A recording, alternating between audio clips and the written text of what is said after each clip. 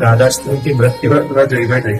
पहले हमें समझना होगा कि हमारी लाडली जो है कौन, महाप्रेम समुद्र का सार रूप, और वो केवल प्रेम प्रकाशन के लिए ही प्रकाशित हुई है। सत्प्रेम सिंधु मकरंद रसौग धारा सारा नजस्रमभिता स्रवदाश्रितेषु। श्री लाडली जी के चरणों का जिसने आश्रय लिया, प्रेम समुद्र में डुबो दिया। प्रेम समुद्र कौन है? लालजू। और प्रेम समुद्र का सार कौन है? लाडली जू।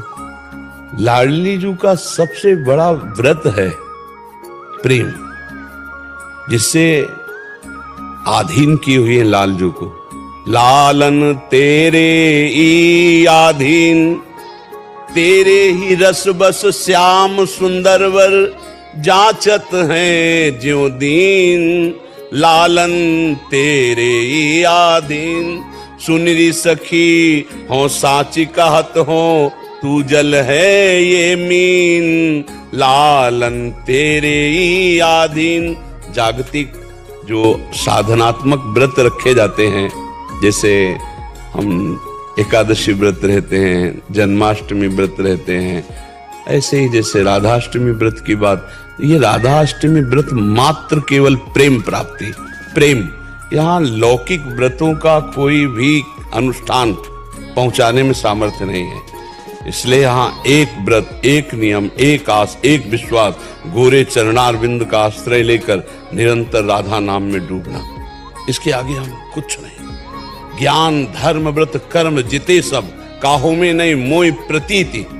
ज्ञान धर्म व्रत कर्म जिते सब, काहू में नहीं मोय प्रतीत। रसिक अनन्य निशान बजायो, एक श्याम श्यामा पद प्रीति। श्री हरिवंश चरण निज सेवक, बिचले नहीं छाणी रस रीति।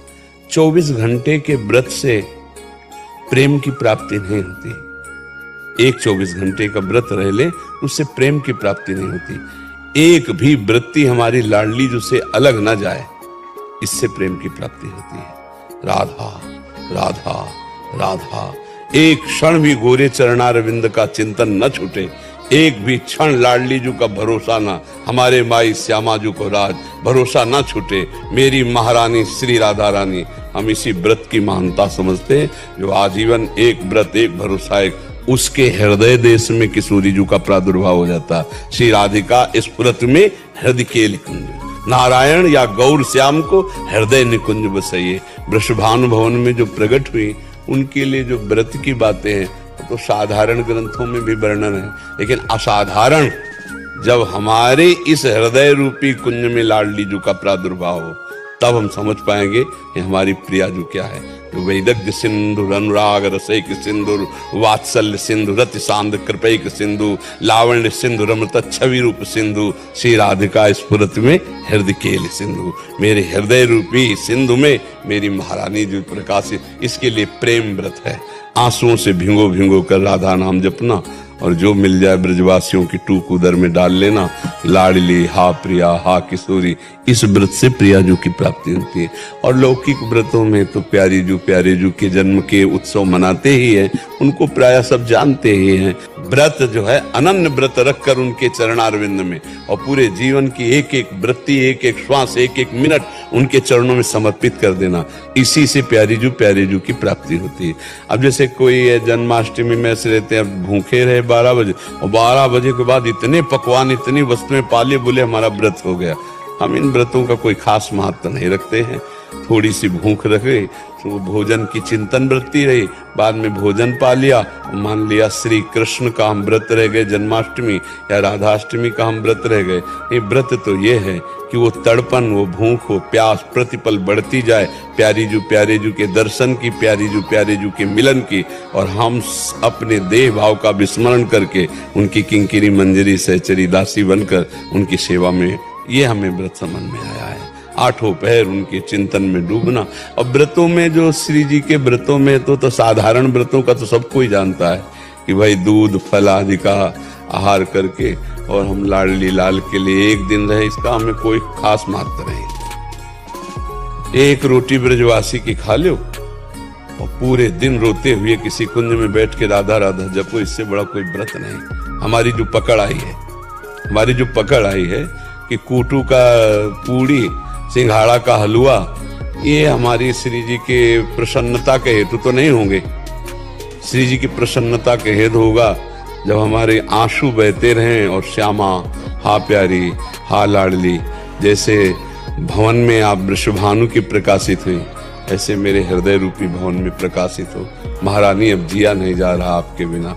हमें कुछ ऐसा लगता है कि इसी व्रत से जीव का परम कल्याण होता है। शारीरिक, मानसिक और स्वाभाविक हमारी एक एक प्रवृत्ति श्यामा श्याम में चली जाए, यही सब शास्त्र का स्वाध्याय, सब साधना, सब व्रतों का फल है। अगर ये फल ना आया तो सो सब धर्म कर्म जर जाओ, जोग कुजोग ज्ञान अज्ञानु, जाने राम प्रेम परधानु। प्रेम नहीं प्रकट हुआ तो जीवन का कोई लाभ नहीं। क्यों महाराज, आपकी क्या इसमें राय है? रहते हैं जैसे घर वाले को पूछ रहे थे जी, तो इसलिए हाँ, इसमें खास बात यह है कि प्रातःकालीन बेला में तो कुछ न लेना चाहिए, क्योंकि महारानी जो प्रकट होती है और प्रकट होने के बाद महारानी जी का अभिषेक होने के बाद उनका चरणामृत लेने के बाद फिर कोई और नियम धारण करने की जरूरत नहीं। प्यारी जी का भोग लगे चक्क पाओ। जैसे श्री कृष्ण जी का प्रादुर्भाव हो गया तो हम उत्सव मनाते ना, 12 बजे के बाद फिर पंजीरी है, चरणामृत है सब। तो हमारी प्यारी जी का प्रादुर्भाव प्रातःकालीन बेला पर हुआ। 4 बजे जब यमुना जी गए तो वहीं से एक नील कमल मिला और उस कमल को एक दिव्य आकर्षण, एक दिव्य बेशुद्ध होते हुए वृषभानु जी आए और कीर्तिजा की गोद में जे हुई तो माता कीर्तिजा को ऐसा लगा मेरे गर्भ से कन्या प्रकट हुई, जबकि वो लाडली जी उसी नील कमल से प्रकाशित हुई, स्वर्ण कांति एकदम। और गोद में लाडली जी का प्रादुर्भाव गर्भ से नहीं होता है, जैसे लालजू का प्रादुर्भाव गर्भ से नहीं होता, वो भय प्रगट कृपाला, वो प्रकट होते हैं, सामने प्रकट होते हैं, पर आभास यही होता है कि मेरे गर्भ से प्रकट हुए। उनकी योग माया का ऐसा प्रभाव होता है, ऐसा आभास होता है। तो लाडली जी जब प्रकट हो गई तो अब तो उत्सव मनाना है ना। हाँ, तो जो लाडली जी को भोग लगे वो पावे, खूब राधा राधा उस दिन जपे, श्री जी के गुणगान करे, श्री जी के चिंतन में रहे। सबसे बड़ा व्रत होता है अंदर का चिंतन। बाहरी खान पान से श्री जी प्रसन्न नहीं होते, आप सच्ची मान। कितने ऐसे पशु पक्षी हैं जो केवल फल आहार करते हैं, कितने पक्षी ऐसे, क्या उनको भगवत प्राप्ति हो जाती है? कितने ऐसे जीव हैं जो जल में रहते हैं, जल आहार करते हैं केवल, क्या उनको भगवत प्राप्ति हो जाती है? कितने ऐसे आजीवन उनके सामर्थ्य नहीं संभोग की, तो वो क्या भगवत प्राप्त हो जाते हैं? हर चीज पर जब ध्यान देते हैं तो ये सब साधन गौड़ होते हैं। भगवान ने एकादश स्कंद में कहा है, व्रतांश यज्ञ छंदांश तीर्था नियमा यमा यथा वरुंधेत सत्संगा सर्वसंगोपहिमाम। मैं किसी व्रत से वैसे अधीन नहीं होता, मैं यज्ञ से भी अधीन नहीं होता, मैं तीर्थयाटन से, वेद स्वाध्याय से, तपस्या से भी अधीन नहीं होता, जैसा भगवत प्रेमी महात्माओं के संग से अधीन हो जाता हूं। क्योंकि भगवत प्रेमी महात्माओं के संग से सीधे प्रेम, चित्त की वृत्ति का अबाध होकर प्रभु में लग जाना, यही भगवत प्रेमी महात्मा के संग का फल है। तो सब व्रत, सब नियम, सब तप एक फल है, हमारा चिंतन लाडली जी। उस दिन तो कम से कम लाडली जी का ही कीर्तन, लाडली जी का ही चिंतन चले तो वो व्रत हुआ।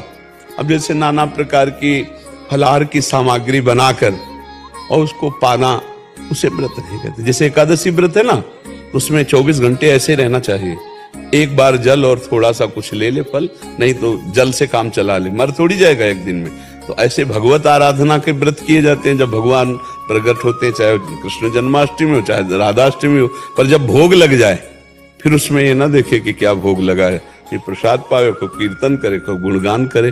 क्योंकि हमारी प्यारी जी का तो प्रातः काल ही प्रादुर्भाव हो जाता है। लालजू महाराज का जरूर रात्रि के 12 बजे होता है, तब तक उपवास करते हैं भक्तजन, कुछ नहीं खाते पीते हैं, नहीं खाना पीना चाहिए। और फिर जब प्रकट हो गए तो फिर उनका अभिषेक, चरणामृत, पंजीरी जो प्रसाद मिले उसे पाके फिर कीर्तन करना चाहिए, रात्रि भर जगना चाहिए। तो हमारी श्री जी तो प्रातः काल सुकुमार तत्व तो है ना, तो ब्रह्म मुहूर्त बेला पर प्रकट हुई, तो बस उस समय कौन खाता पीता है, उस समय प्रायः कोई नहीं खाता पीता। फिर इसके बाद जब अभिषेक हो जाए तो फिर चरणामृत लेके फिर लाडली का भोग लगावे आनंद से। और अगर ऐसा विधान करे कि भाई आज हमें नहीं पाना है तो फिर चरणामृत पी के ही रह जाए, दूसरे दिन फिर भोग लगा के पावे। ऐसा भाव कर ले। ऐसा ही कर रहे हैं, सप्तमी की शाम से नवमी को पहुंच रहा है। हाँ, तो ऐसा कर लेना चाहिए।